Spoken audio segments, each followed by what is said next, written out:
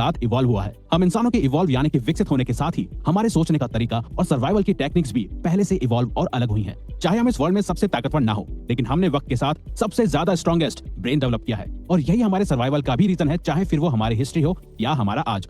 हमारा एक्शंस को एनालाइज करना और जिंदा रहने के लिए दूसरे इंसानों के साथ कोऑपरेट करना ही हमारी हजारों सालों से सर्वाइवल स्ट्रेटजी रही है, ताकि हमें सर्वाइव करने के लिए मदद मिले और जिंदा रहने के लिए कि हम अपने जीन्स को आगे भी बढ़ा सके। और अगर हमारा एनवायरनमेंट और आसपास के लोग हमारे गोल्स को सपोर्ट करते हैं तो हमारी प्रोडक्टिविटी और क्रिएटिविटी भी बूस्ट होती है। लेकिन अगर हमारे यही रिलेशंस, कनेक्शंस और अंडरस्टैंडिंग दूसरे लोगों के साथ सही ना हो तो वो ग्रुप और एनवायरनमेंट हमारे ब्रेन और हमारी लाइफ दोनों को बेकार बना देता है। और यही चीज हमारी वक्त से पहले डेथ का भी रीजन बन सकती है। तो सिर्फ स्ट्रॉन्गेस्ट ब्रेन सर्वाइव करते हैं, ना कि strongest bodies. Rule number 2, exercise करना हमारे ब्रेन की पावर को बढ़ाता है। रिसर्चर्स ने 2 तरीके की पॉपुलेशन पे एक स्टडी की जो एक दूसरे से अलग लाइफस्टाइल जीते थे। ग्रुप ए में वो लोग थे जो रोजाना फिजिकल एक्सरसाइज करते थे और हाईली एक्टिव रहते थे, और वहीं दूसरी तरफ ग्रुप बी में वो लोग थे जो कोई भी फिजिकल एक्सरसाइज या एक्टिविटीज नहीं करते थे।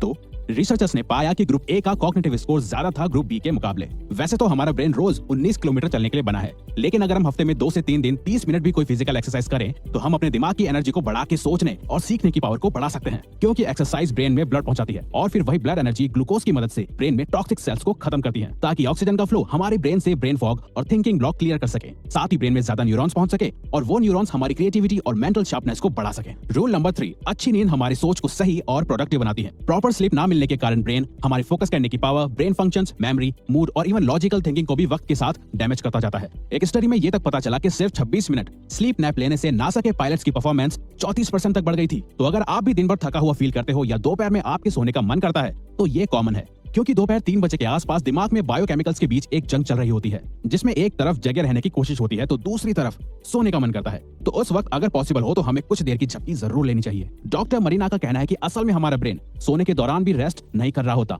वो दिन भर की इन्फॉर्मेशन को प्रोसेस और चीजें लर्न कर रहा होता है। लेकिन हमारे लिए प्रॉपर स्लीप और नैप्स लेना बहुत जरूरी है एक प्रोडक्टिव माइंड के लिए। रूल नंबर 4, हमेशा चिंता करना हमारी लर्निंग एबिलिटी और दिमाग दोनों को डैमेज करता है। हमारा ब्रेन लगभग सिर्फ 30 सेकंड्स तक चलने वाले स्ट्रेस से निपटने के लिए ही बना है, ज्यादा लंबे समय तक रहने वाले स्ट्रेस के लिए नहीं, क्योंकि ज्यादा स्ट्रेस लेना हमारे ब्रेन की ब्लड वेसल्स को खराब कर देता है और इसके कारण हमें हार्ट अटैक भी आ सकता है। अगर आपको घर में, क्लास में या जॉब में आपको रोजाना काफी ज्यादा स्ट्रेस एक्सपीरियंस करना पड़ता है तो यही स्ट्रेस आपकी लाइफ में सक्सेसफुल होने के चांसेस को भी इफेक्ट करता है। मतलब अगर आपके घर का एनवायरनमेंट ठीक नहीं है तो उसका स्ट्रेस आपकी जॉब में या क्लास में आपको परेशान करेगा और आपकी परफॉर्मेंस और प्रोडक्टिविटी को खराब करेगा, क्योंकि ज्यादा स्ट्रेस से कोर्टिसोल बढ़ने के कारण हिप्पोकैम्पस में सेल्स डैमेज होने लग जाते हैं और हमारे ठीक से सोचने और याद करने की एबिलिटी कमजोर होने लग जाती है।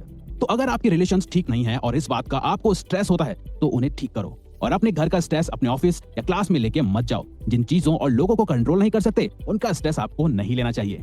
रूल नंबर 5, हर दिमाग डिफरेंटली वायर्ड होता है। हमें स्कूल में बताया गया था कि हम इंसानों का ब्रेन एक जैसा होता है, लेकिन ये इन्फॉर्मेशन गलत है।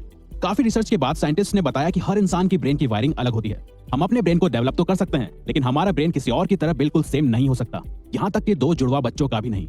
डिफरेंट ब्रेन वायरिंग को हमारा एजुकेशन सिस्टम इग्नोर करता है ग्रेड सिस्टम के थ्रू, जहां हमारे इंटेलिजेंस को हमारे टेस्ट और एग्जाम्स के मार्क्स एंड परसेंटेज से नापा जाता है, जबकि हर स्टूडेंट का, एम्प्लॉय का या कस्टमर का ब्रेन डिफरेंटली वायर्ड होता है। जिस वजह से businesses like Amazon world wide करोड़ों लोगों की इंफॉर्मेशन और इंटरेस्ट जान के सक्सेसफुल कंपनी बनी है। तभी अगर हम सिर्फ एक बार किसी प्रोडक्ट को Amazon या कोई और साइट में सिर्फ देखते हैं तो फिर वो प्रोडक्ट हमारे सारे सोशल मीडिया प्लेटफॉर्म में हमें दिखाई देता है। रूल नंबर 6, हम इंसान बोरिंग चीजों पे ध्यान नहीं देते। हम सिर्फ उन्हीं चीजों पे ध्यान देते हैं जिनके पीछे हमारा इंटरेस्ट, प्रॉफिट, इमोशन या कल्चर जुड़ा हुआ हो। इस बात से फर्क नहीं पड़ता कि आप कौन हो, आपका ब्रेन कॉन्शियसली या सबकॉन्शियसली इन क्वेश्चंस पे फोकस करता है, जैसे क्या मैं ये खा सकता हूँ, क्या ये मुझे खा सकता है, क्या मैं इससे रिलेशन बना सकता हूँ, या क्या मैंने इसे देखा है, और इंटरेस्ट या रीजन ढूंढता है। ब्रेन मल्टीटास्किंग के लिए नहीं बना, लेकिन फिर भी ऑफिसेज और स्कूल्स मल्टीटास्किंग करना एनकरेज करते हैं। मल्टीटास्किंग हमारी गलती और फेलियर के चांसेस 50% तक बढ़ा देती है। एक पिता होने के नाते मैं हमेशा सोचता हूं कि दुनिया रूल नंबर 7, हमें कुछ भी सीखने के लिए या याद रखने के लिए इंफॉर्मेशन को रिपीट करना चाहिए। हमारा ब्रेन कुछ इंपॉर्टेंट इंफॉर्मेशन को ही ज्यादा देर तक स्टोर करके रखता है, बाकी की अनइंपॉर्टेंट चीजों को हमारी शॉर्ट टर्म मेमोरी इरेज करना शुरू कर देती है। तभी विजन बोर्ड, रिटन गोल्स या रिमाइंडर्स जरूरी है हमारे ब्रेन को याद दिलाने के लिए कि ये इन्फॉर्मेशन इंपॉर्टेंट है। अगर आपको किसी चीज को याद करना है या किसी चीज को सीख के उसमें बेस्ट बनना है